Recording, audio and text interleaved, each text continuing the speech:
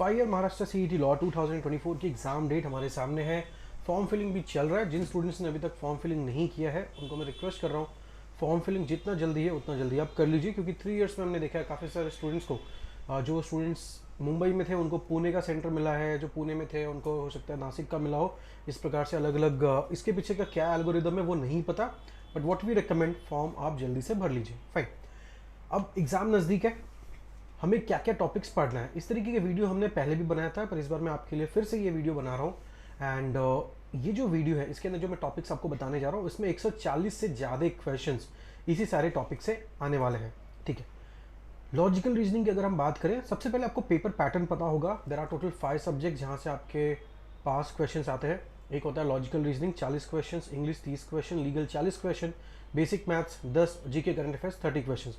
150 mark का paper होता है, कोई भी नेगेटिव मार्किंग नहीं होती है इसके अंदर। ठीक है, लॉजिकल रीजनिंग की अगर हम बात करें, मैं आपको बता देता हूँ पेपर बहुत ज़्यादा टफ नहीं होता। बेसिकली अगर आपने अच्छे तरीके से पढ़ाई की है वो सारे टॉपिक्स, तो आपके लिए पेपर टफ नहीं जाने वाला है। ठीक है, ये पूरा कॉम्पिटिटिव पेपर है जहाँ पे काफ़ी सारे स्टूडेंट्स होते हैं। नंबर ऑफ सीट्स कम है, जीएलसी जैसे कॉलेज में सिर्फ 240 सीट है, तो और वहाँ पे रिजर्वेशंस भी अलग अलग है। तो अगर आपको टॉप कॉलेज में एडमिशन चाहिए तो 120 125 का आपको स्कोर चाहिए होता है। ठीक है, तो आपकी राइट स्ट्रैटेजी होनी चाहिए, आपको पता होना चाहिए क्या टॉपिक पढ़ने हैं, क्या टॉपिक नहीं पढ़ने हैं। काफ़ी सारे स्टूडेंट्स क्या करते हैं, वो अलग अलग रिसोर्सेस ले लेते हैं, अलग अलग बुक्स ले लेते हैं मार्केट से, जो इररेलेवेंट होता है। काफ़ी सारे स्टूडेंट्स को लगता है कि क्लैट का सिलेबस और सीईटी का सिलेबस सेम है। ऐसा नहीं है, दोनों का सिलेबस अलग अलग है, दोनों के क्वेश्चन पूछने के तरीके में अलग है, दोनों का सिलेबस अलग है, टॉपिक्स सेम हो सकते हैं। ठीक है, इंग्लिश हमने फर्स्ट स्टैंडर्ड में भी पढ़ा था, इंग्लिश हो सकता है आपने 10th में भी पढ़ा था, पर क्या सेम है? नहीं। तो क्या सेम मटेरियल यूज होगा? नहीं। Right, fine. So let's start. Logical reasoning 40 question आपको पूछे जाएंगे, 3 के करीब क्वेश्चन अल्फाबेट टेस्ट, एक analogy, number and letter series 5 question, missing number 2, blood relation 3, coding decoding 3, direction sense 3, seating arrangement and puzzles. यहाँ पे जनरली क्या होता है, या तो 2 सेट सीटिंग अरेंजमेंट्स में होंगे और एक पजल्स होगा, या फिर 2 पजल्स होगा और एक सीटिंग अरेंजमेंट्स होगा। जनरली 4 या 5 क्वेश्चन एक में होते हैं। ओवरऑल 12 के करीब क्वेश्चन हम यहाँ पे देखते हैं। क्लॉक्स एंड कैलेंडर से 2 क्वेश्चन, सिलॉग से 2 क्वेश्चन।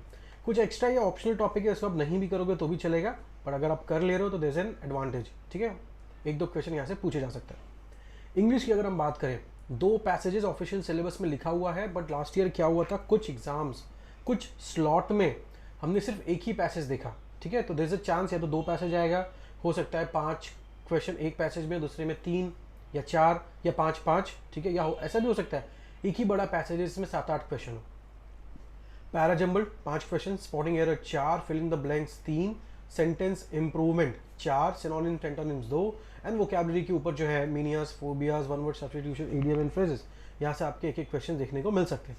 2-3 क्वेश्चन ओके आपकी क्रिटिकल रीजनिंग से होते हैं, cause and effect, statement assumption, statement course of action, statement argument, statement and conclusion. ठीक है, लीगल की अगर हम बात करें तो सबसे ज़्यादा 2 टॉपिक्स आपको अच्छे तरीके से करके जाना है, contract act and constitutional law. ठीक है, law of torts, criminal law, यहाँ से भी काफ़ी सारे क्वेश्चंस पूछे जाते हैं, एंड कुछ एक आध क्वेश्चन फैमिली लॉ के रिलेटेड, 1-2 क्वेश्चन लीगल टर्म्स और मैगजीन्स के रिलेटेड यहाँ पे पूछे जाते हैं। ठीक है, जीके एंड करंट अफेयर्स की अगर हम बात करें तो हिस्ट्री एंड ज्योग्राफी सबसे ज़्यादा इंपॉर्टेंट होता है। काफ़ी सारे क्वेश्चंस आपको इसी 2 टॉपिक से पूछे जाएंगे। ओके, देन इकोनॉमी बैंकिंग से 3 क्वेश्चंस, इंटरनेशनल ऑर्गेनाइजेशन से 1, मिसलीनियस से 5। मिसलीनियस क्या होता है? मिसलीनियस कुछ भी हो सकता है, किसी का नाम, game, sports, awards, prizes, arts, book कौन है, ऑथर किसने लिखा, ठीक है, इंपॉर्टेंट डेट क्या है, first in India, first in world, country क्या है, उसकी कैपिटल क्या है, कुछ भी चीज़ें आपको मिसलीनियस में पूछे जा सकते हैं। एंड 10-12 क्वेश्चंस आपको करंट अफेयर्स का पूछा जाता है। लास्ट 1 साल का आपकी एग्जाम मई के महीने में है, तो जून 2023 से लेके एग्जाम डेट तक आपको करंट अफेयर्स पढ़ना है। बेसिक मैथ्स बहुत ही बेसिक होता है, बहुत ज़्यादा पढ़ने की जरूरत नहीं है। काफ़ी सारे स्टूडेंट्स क्या करते हैं, एमबीए के एग्जाम्स के बुक ले लेते हैं, ओके, एंड बैंकिंग के एग्जाम्स के बुक ले लेते हैं, यूपीएससी एमपीएससी, पता नहीं किस किस एग्जाम्स के वो मैथ्स पढ़ते हैं डिफिकल्ट लेवल की। वैसा नहीं करना है आपको, आप गलती कर रहे हो। ठीक है, आपको बेसिक जो चीज़ें थी वो आपको करनी है। परसेंटेजेस के 3 क्वेश्चन यहाँ पे एक्सपेक्टेड है, प्रॉफिट एंड लॉस का 1, एसआईसीआई के 2, रेशो का 1, एवरेजेस का 1, सिंप्लीफिकेशन का 1। 1-2 क्वेश्चन आपको time work, time speed and distance, LCM, HCF and other किसी भी टॉपिक से पूछा जा सकता है। ठीक है, तो दिस आर दी टॉपिक्स। अगर आपकी प्रिपरेशन हो चुकी है बहुत अच्छी बात है, आपको रिवाइज करने का टाइम है, आप प्रैक्टिस करिए, मॉक टेस्ट लीजिए, टॉपिक वाइज टेस्ट लीजिए। इन केस आपकी प्रैक्टिस नहीं हुई है, हमारा स्मार्ट क्रैश कोर्स आ रहा है। ठीक है, 10 या फिर 15 तारीख या इसके बीच में हम लोग स्टार्ट करेंगे। ऑफलाइन करेंगे घाटकोपर में, दादर में, डोंबिवली में, ठीक है, तीनों जगह पर हम एक एक नया बैच चालू करने वाले हैं।